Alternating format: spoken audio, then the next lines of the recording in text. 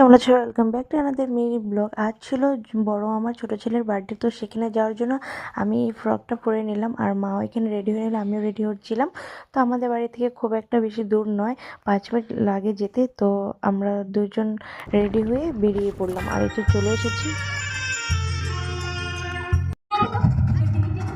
আমি ভিতরে এসে পড়লাম আর এখানে ডেকোরেশনটা খুবই সুন্দর করেছিল।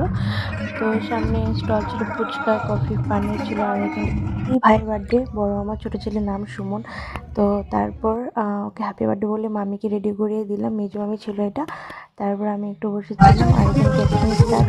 তারপর আমরা খাওয়া দাওয়া করে একটু ঘুরতে চলে